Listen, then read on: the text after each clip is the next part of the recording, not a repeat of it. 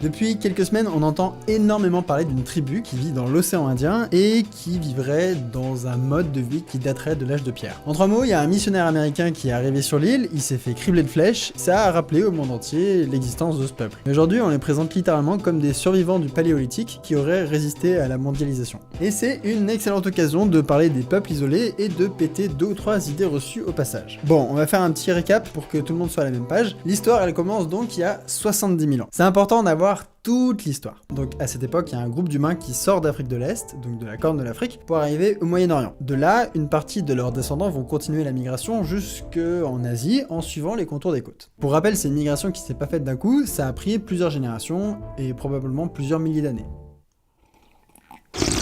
Plusieurs milliers d'années plus tard, les descendants de ces gens-là arrivent enfin en Asie du Sud-Est. Donc à l'époque, on était en plein âge glaciaire, l'eau était emprisonnée dans les calottes, donc il y avait plus de terre ferme et moins d'eau, parce que le niveau de l'eau était plus bas. Cette partie du monde est une grosse masse émergée qu'on a appelée Sunda, parce que l'eau des océans est piégée dans les calottes. D'ailleurs, pas mal de populations se sont retrouvées sur des îles, alors qu'au départ, c'était pas des îles, mais c'est juste que le niveau de l'eau a recommencé à monter à la fin des glaciations. Bref, les populations bougent un peu partout dans le coin, à la cool. Donc certains fabriquent des radeaux et iront jusqu'en Australie, et deviendront plus tard ce qu'on appelle les aborigènes d'Australie. D'autres resteront sur le continent et deviendront les Aeta des Philippines ou les Mani de Thaïlande. Ces peuples ont été regroupés dans un gros sac anthropologique qu'on appelle les Negritos, qui veut dire petit et noir en espagnol, parce que les premiers missionnaires très créatifs qui sont arrivés dans la région se sont rendus compte qu'ils étaient petits et noirs. Le truc, c'est que l'anthropologie à l'ancienne s'était fait avec le cul, et ce groupe regroupe en fait des peuples qui n'ont aucun rapport ensemble, que ce soit au niveau linguistique, ils se comprennent pas, ou au niveau génétique, ils sont extrêmement différents. Bref, revenons à notre tribu de départ. Alors, les Sentinelles, c'est le nom que nous, on leur donne, parce qu'ils habitent sur une île qui s'appelle North Sentinel, donc c'est juste à cause du nom de l'île qu'on leur a donné ce nom de peuple. Mais en pratique, on ne sait pas du tout comment eux-mêmes s'appellent, parce qu'en fait, on ne sait pas grand-chose sur eux. On sait qu'ils habitent sur une petite île indienne de 60 km² qui est dans l'archipel Andaman, ok. Ils sont entre 50 et 200, peut-être plus en fait. Il y en a qui ont suspecté qu'ils avaient perdu l'usage du feu, mais ça paraît quand même très improbable. En fait, on sait que dalle. D'ailleurs, il y a un article qui résume vraiment tout ce qu'on sait sur eux, il fait 8 pages. Ce qui est ouf, c'est qu'il y a plus de mots sur la page Wikipédia qui parlent de l'orientation du PQ que dans l'article qui résume toutes les connaissances qu'on a sur les Sentinelles.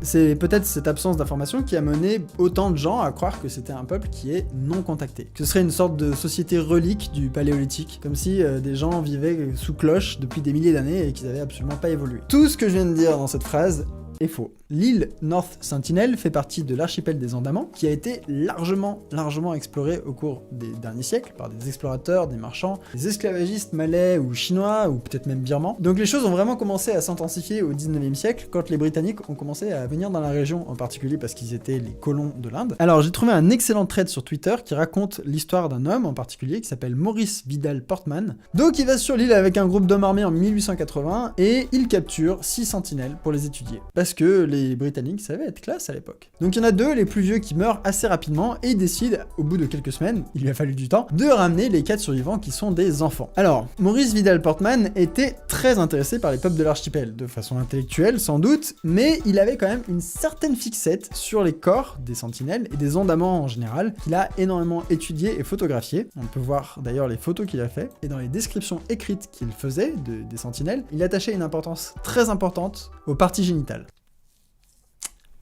Dans ces conditions, c'est assez difficile de savoir ce qu'ont vécu les 4 enfants qui ont été survivants et qui ont été ramenés sur l'île. Mais ce qui est très probable, c'est que l'expérience a dû être traumatisante pour eux, et ils ont dû en parler évidemment à leur famille, ce qui a dû forcément avoir une sorte d'impact sur la perception du monde extérieur par les sentinelles. Ça paraît un peu évident que si tu vois un mec arriver avec des gars armés, et qui te prend tes gamins, et qui te les rend quelques semaines plus tard, et qui sont traumatisés, depuis ces événements-là, chaque contact a montré leur résolution de ne pas laisser rentrer les gens sur leur île. Par exemple, un cargo s'est échoué sur un récif corallien de l'île en 1981, et l'équipage qui attendait l'assistance hélicoptère a vu sur la plage une 50aine d'hommes armés d'arcs en train de préparer des radeaux pour aller les accoster. L'hélicoptère est arrivé à temps, heureusement pour eux, et depuis, on peut encore voir l'épave du cargo sur Google Maps.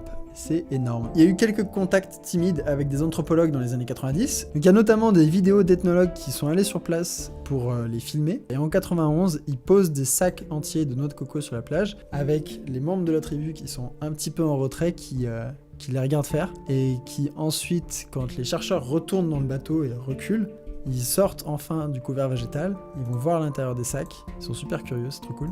Et ça, c'est un des rares contacts à peu près sympatoches qu'il y a eu depuis le début des contacts avec les Européens. Il y en a qui se touchent, quoi, littéralement, ça va mec. Mais depuis les années 90, c'est vraiment retour à zéro, il y a zéro contact. Et l'Inde, dont c'est le territoire, a fait un cordon de sécurité de plusieurs miles autour. On peut pas rentrer dans les eaux autour de l'île. Mais bien sûr, ça n'empêche pas les accidents. Et évidemment, cette année, il y a eu cet événement dont tout le monde a entendu parler avec John Shaw, qui est un aventurier évangéliste américain. John Shaw, je vais pas trop m'étendre sur cette personne, sur ses motivations, mais en 2 mots, ce qu'on sait, c'est que c'était pas une lubie. Le mec s'est pas dit, tiens, je vais aller sur l'île des Sentinelles comme un débile. Non, il était prêt, il était très organisé pour le faire, notamment il s'est vacciné, il s'est mis lui-même en quarantaine pour limiter les transferts de pathogènes sur les locaux, et il avait suivi un entraînement d'évangélisme de terrain dans un camp organisé par All World, qui est une organisation évangéliste américaine. Enfin, on sait qu'il a insisté pour aller sur l'île, malgré les avertissements répétés des insulaires qui lui ont crié dessus, qui lui ont tiré des coups de semonce, on va dire, et il a quand même insisté une 3e fois pour aller sur la plage. Bon, ça s'est pas super bien terminé. Les pêcheurs qui l'ont emmené près de l'île ont vu son corps traîner sur la plage par les sentinelles. Voilà quoi. Première chose, les sentinelles ne sont pas du tout un peuple non contacté. En fait, on a vraiment l'impression que c'est le contraire. Ils sont beaucoup trop contactés à leur goût. L'autre chose, c'est que leur décision est probablement excellente. Il y a d'autres peuples dans la région de chasseurs-cueilleurs, et ces peuples-là n'ont pas pu ou su repousser les contacts, et ils se sont retrouvés à voir leurs effectifs s'écraser. La population s'est fracassée. Donc les systèmes immunitaires des peuples qui font de l'élevage depuis des années, donc nous, sont adaptés aux parasites qui sont transmis par le bétail, et nous portons sur nous tout un tas de pathogènes sans même s'en rendre compte. C'est juste que notre système immunitaire les maintient à un niveau qui est complètement sain pour nous. Le problème, c'est que ces pathogènes qu'on porte sans le savoir, comme le virus de la grippe, la rougeole, la tuberculose, sont complètement nouveaux pour des systèmes immunitaires qui sont naïfs, des systèmes immunitaires de peuples qui n'ont jamais fait de l'agriculture, comme les chasseurs-cueilleurs. Aujourd'hui, c'est très connu que le continent américain a été complètement vidé de sa population, avec peut-être 20 millions de morts, on sait pas exactement, peut-être 50 millions de morts, juste après le premier contact avec les Européens, à cause de ce mécanisme. Et il y a eu une étude dans Nature qui est parue en 2014,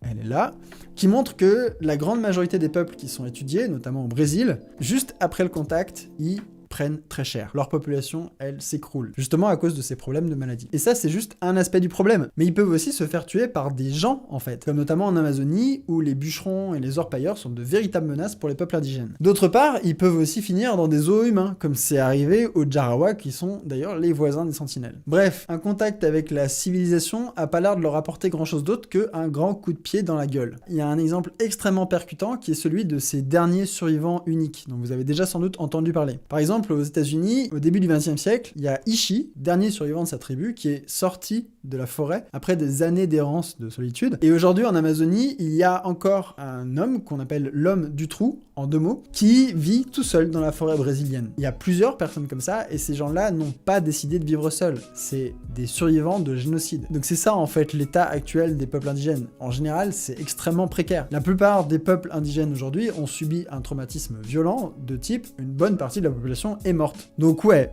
pour leur propre intégrité, on peut dire que les sentinelles ont fait un très bon choix. Toutes ces données sur leur histoire, sur l'état actuel des tribus isolées dans le monde, tout ça converge vers un seul point important, c'est que la vision de ces peuples comme des reliques de l'âge de pierre est, à mon avis, une erreur. Bien avant que des colons anglais chelous commencent à prendre des photos de leurs parties génitales, ces tribus avaient déjà subi la pression démographique d'autres peuples agriculteurs. Et c'est pour ça qu'en général, on les retrouve dans des zones très montagnardes ou très forestières ou des îles isolées. C'est juste que c'est les derniers endroits où on leur fout la paix, en fait. Par exemple, les San qui vivent dans le Kalahari ne se sont pas dit « Ah, c'est là que j'ai envie de me réveiller tous les matins, c'est trop bien ». Non, ils se sont fait repousser dans un des déserts les plus arides du monde par les agriculteurs bantous ou Otanto qui étaient plus nombreux et mieux équipés. Ils sont juste dans l'endroit où on les a laissés tranquilles. Leur culture est le résultat de tous ces contacts antagonistes sur des milliers d'années. Donc oui, leur culture a changé depuis le Paléolithique. D'autre part, le fait de les appeler peuples du Paléolithique comporte une connotation très forte et je vais faire un petit parallèle avec la biologie très rapide pour essayer de rendre le truc plus neutre. Toutes les espèces vivantes du monde qui nous entoure sont aussi évoluées les unes que les autres. Un arbre, une bactérie, un chimpanzé, ouvrier ou un manifestant en colère, toutes ces espèces sont aussi évoluées les unes que les autres. L'illustration de la marche du progrès est très critiquée par les biologistes parce qu'elle laisse penser que l'évolution c'est un processus linéaire dont l'ultime parachèvement c'est l'homme. Alors que non, toutes les espèces actuelles vivantes aujourd'hui sont au même stade d'évolution. Les humains n'ont pas plus évolué que cette espèce-là de poisson parce que les deux espèces ont continué d'accumuler des mutations et d'être sélectionnées au cours du temps, etc.,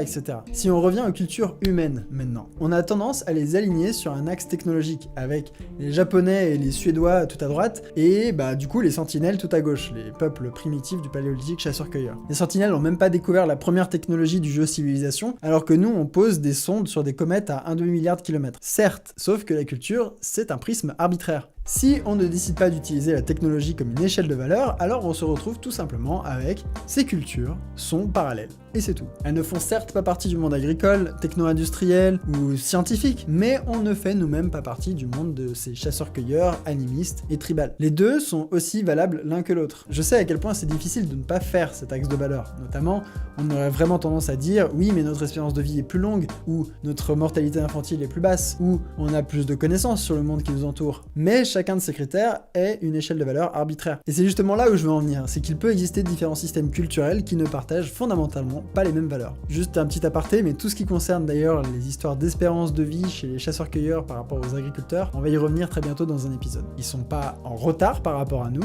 ils sont dans leur monde à eux, et nous, on est dans notre monde à nous. C'est tout. Voilà, c'est à peu près tout ce que j'avais à vous dire sur le thème des sentinelles. Si ce thème vous intéresse, je vous conseille très vigoureusement d'aller jeter un œil à la dernière vidéo de Passé Sauvage, qui est une chaîne d'anthropologie qui est tenue par une anthropologue et archéologue de formation. Et elle arrive en fait à une conclusion assez similaire sur le fait que y a pas un qui est moins avancé que l'autre. Les deux sont très complexes et ont des objectifs très différents. Voilà, portez-vous bien, passez de très bonnes fêtes, ne faites aucune résolution, vous n'allez pas y tenir, et on se retrouve en janvier pour un gros projet de vidéo que j'ai hâte de vous montrer parce que ça fait très longtemps qu'il est censé être sorti. J'en dis pas plus. Bisous!